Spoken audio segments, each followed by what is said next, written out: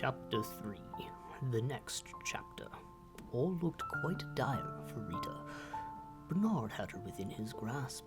Surely it would just be mere moments before his jaws collapsed upon her head. Oh, what a horrible end for Rita. Needless to say, I am worried for her.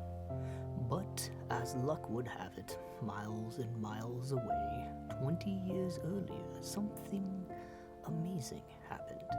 2 mugs of cheese, a Gouda and a mozzarella, welcomed their first son into the world.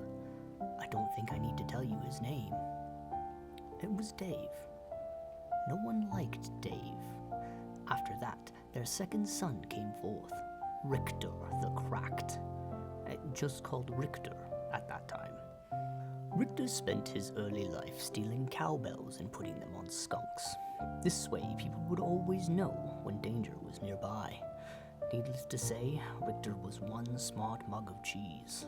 But all could not remain perfect forever, and suddenly the great skunk famine began.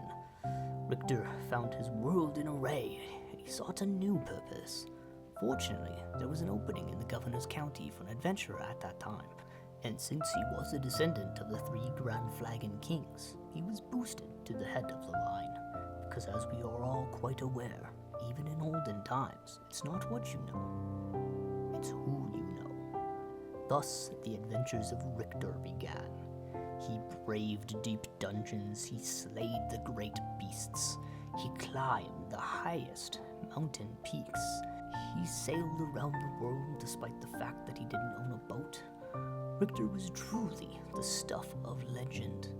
But did I mention the curse? Yes, fair readers, there is a curse. A fiendish and terrible curse. One morning, while Richter was in the governor's county, he came upon a witch, named Witch. This witch had just pulled a pound cake from her oven, where she then proceeded to start ingesting it, right there on the front walk of her home. At once, Richter knew this creature was pure evil. Eating cake this early in the morning, and without ice cream? This was truly a fiend that needed to be vanquished. Richter jumped her fence and pulled his sword. "Would you like some pound cake?" the witch offered. It looked quite delicious. Richter would not let himself be seduced into early morning cakes, so he approached closer with his weapon at her throat. The witch began to sweat with a mouthful of crumbs. "I also make a mean scone if you want to wait." Now, no gentleman or gentle mug could refuse a good scone. So, Richter withdrew his sword and patiently waited for the witch to create these new buttery pastries. But what he didn't know was that the witch accidentally had bumped her table and had added within the mixture a vial of cursed liquid. See, I told you there was a curse. You were fair warned. The moment Richter ate up the scones, he fell into a deep sleep. The witch, baffled, finished her cake and proceeded to get a civil service job in a nearby town. As the years rolled by, all that remained of the witch's house was carried off by elves, and her garden became overgrown. This left only Richter, asleep in the forest, with no end to his dreaming in sight. But the story thankfully does not end here, for, as luck would have it, a giant man covered in cheese with big eyes and big ears wandered past the sleeping mug. In case you've forgotten, this was the cheese shop owner, Murray, sometimes called Bill. Unable to resist cheese of any kind, even a mug of the stuff, Murray took Richter to his shop and set him on a shelf. Here Richter sat for many years until this very fateful day.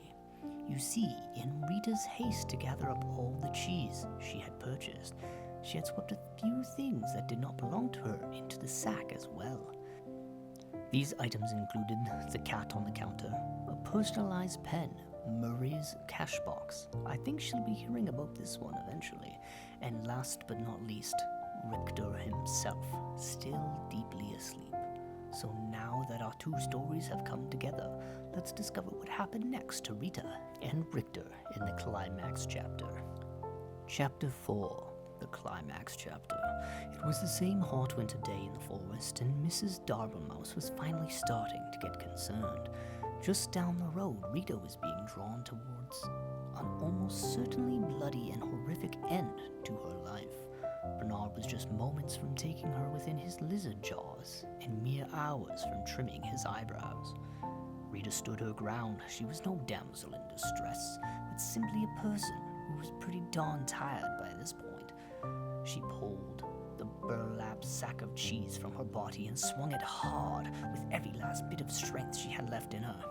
An ear-shattering crack broke through the silent trees as the bag made contact with Bernard's shocked face. His teeth flew in all directions, falling like pebbles to the ground. Eyeballs dislodged and rolled into a nearby stream. His jawbone turned completely around and planted itself on the back of his head. Bernard ran screaming into the woods, never to be seen again this week. His cries faded, and the forest once again felt soft and quiet. A cow walked by.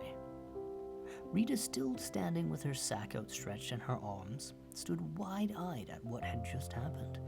Surely no cheese in her bag was hard enough for that kind of impact. As she placed her burlap sack upon the dirt and peeled it open, she was amazed to find Richter, the mug of cheese, inside and looking quite dazed. He had awakened and the curse was finally lifted. Somewhere behind a desk, the witch looked up and nodded with a smile. But oh dear reader, look what was now upon his mug body. A giant and elegant crack, the very mark of a warrior. His hero's journey was finally complete. Richter the Cracked had emerged. Yes, it is true that Richter really didn't do anything important in the attack on Bernard. Just by Richter being where he was at the perfect time, he had saved Rita. The fates were with him. Richter and Rita talked and laughed and ate cheese until the sun went down. Finally, they packed up their picnic and headed back to the tavern, where they were met with cheers of excitement. This is mostly because the guys had found out that Rita was now single. As the night wore on into the early morning of the hours, the tavern remained alive in the castle courtyard, with singing and dancing and cheddar cider. Oh, what a celebration. But like all parties of such proportion, eventually everyone sobers up and you have to go home. Before long, it was dawn. The sun began to rise steadily in the west, marking a fresh adventure on the horizon. A wind of a new direction began to blow with a more steady pace. It skittered across the ground and found its way between the floorboards of the governor's castle.